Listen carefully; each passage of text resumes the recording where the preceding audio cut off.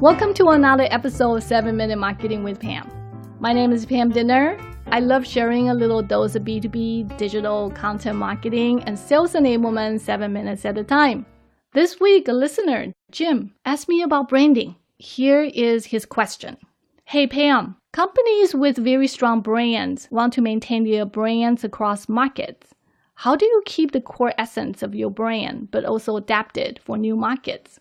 Well, there are several ways to scale the core essence of your brand across regions. And I want to address that in 4 different elements: logo, design, tone and manner, and corporate culture in 7 short minutes.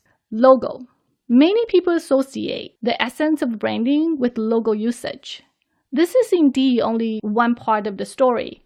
At the minimal level, keep the logo the same across region, unless your logo can be perceived as offensive in some cultures. The most famous example is Starbucks' mermaid logo. In the Western countries, we look at a mermaid, or some may call it siren, and we don't think much of it.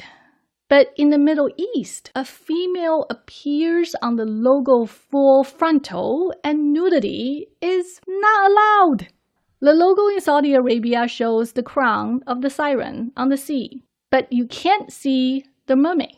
The key point is that the logo still adheres to the same look and feel with the same color schemes. So we can still tell it's a Starbucks logo, but without the mermaid image.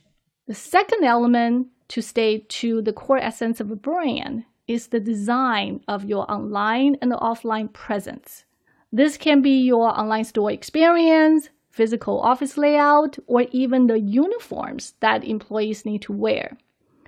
Again, it needs to stick to an overall brand guide of color, fonts, persona, and etc. The third element is tone and manner. This is show how you select words and the images.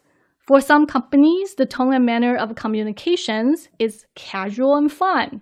For some, it's more formal and business-like. Some of you are familiar with Warby Parker, the e-commerce site selling glasses. If you look at Warby Parker's and the LensCrafters websites, you'll notice that their word selections and the image choices reflect who they are or even their business models. On LensCrafter, one of the rolling marquee images on their website focuses on book your eye exam now, with an image of a optometrist. Obviously, LensCrafter wants to drive conversions through the eye exam appointments. That makes perfect sense to me. So once you are done with your eye exam, you can shop around in the store to get your glasses with prescription. But for Warby Parker, rather than focusing on booking your eye exam now, they help people select glasses first. But people don't know how to select glasses since there are many choices. So they have created a quick and easy quiz that you can take starting by your gender, the size of frame preference, the shapes, colors, and the materials. Then it comes up with a list of recommendations for you to choose. So if you are on the Warby Parker's website, you will notice the tone and manner is cheeky. For LensCrafter, it's more like a traditional brick-and-mortar retailer. The last element is corporate culture. Corporate culture is usually engendered by corporate values set by founders or senior management. It reflects on how employees behave and communicate with each other.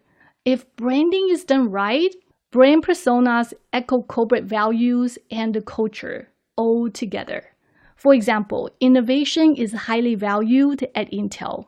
It's part of corporate culture. But it's also documented clearly as one of their brand personas when I was at Intel. And one more point I want to share. Some people may argue that product localization may affect how you convey your brand at the local level. True.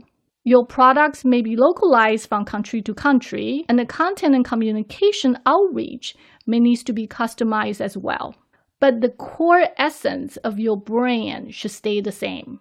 For example, McDonald's customized their menus for different countries. In India, for example, they have McVeggie. But the core essence of their brand stays the same. It's really about a wholesome place where you can spend time with your family and friends. If you think about it, ultimately, The core essence of your brand is carried out by people and the products. So know your products well, hire good people, and educate your employees about your brand essence and the corporate values at local level. Training and communication are key to scale the core essence of your brand across region. What is a good logo is also a good brand. And good brand starts with employees and products. So Jim, I hope I answered your question. Again, send me your marketing questions or thoughts via Twitter at Pam Didner. Be well. Until next time.